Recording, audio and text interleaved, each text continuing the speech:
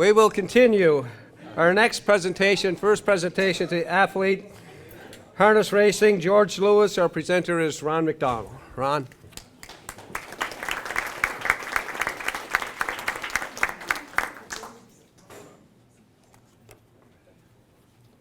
Well, that's going to be a tough act to follow.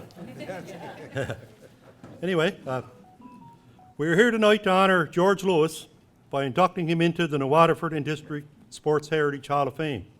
He was quite renowned as a driver in the sport of harness racing, and we are recognizing him for his athletic prowess and his driving skill. George, along with his father Willie George and his brother Buddy, a well-known boxer, was part of an extended Lewis family, which included his uncle Al Lewis and his cousin Warren Lewis. And who could forget George Buster Lewis of Dance Me Loose fame? In decades gone by, these names were famous around the maritime racing community. New Waterford was full of people who had a horse in the barn and kids who followed them around. Fans came out in droves to watch the races. At the opening of the Sydney Sports Centre in 1945, the attendance was over 9,000 people, with 8,211 paying their way in. George Lewis was the leading driver that day, winning 5 heats. George sat behind some good horses during his driving career.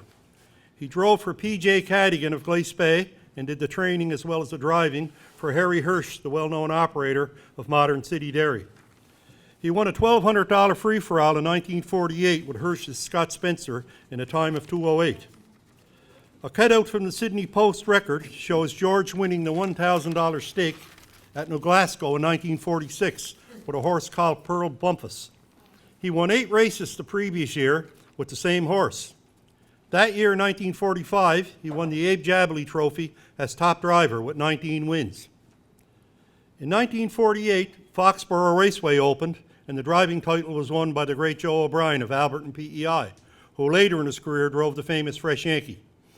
With all the success George was having, he was advised by Joe to give the United States a go. In 1950, he went as far as Bangor, Maine, to race. That year, he finished 5th in driving standings, sanctioned by the United States Trotting Association.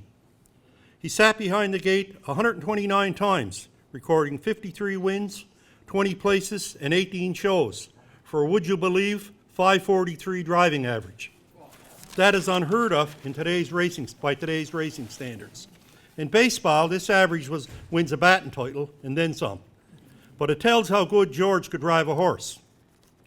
When George's driving career was finished, he stayed in the game as a starter on the gate.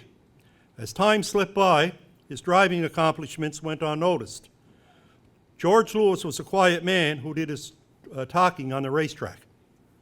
George Lewis was active in other sports as well. He's already in our Hall of Fame in the team category, inducted in 2013.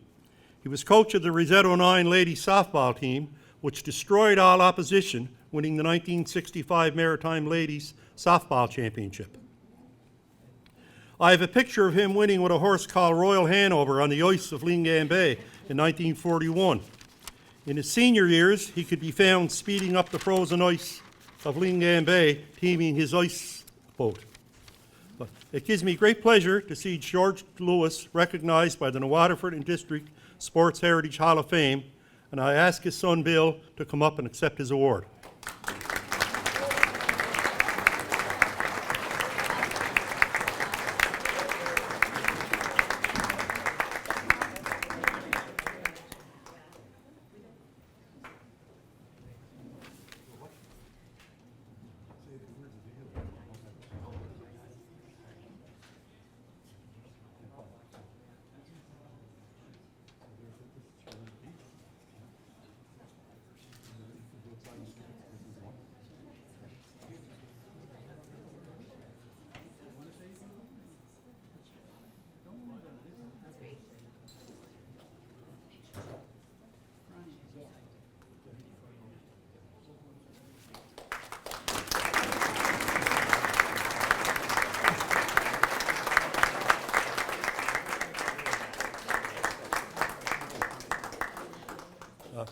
I was going to thank everybody for Bill, and Bill is 92 years old, and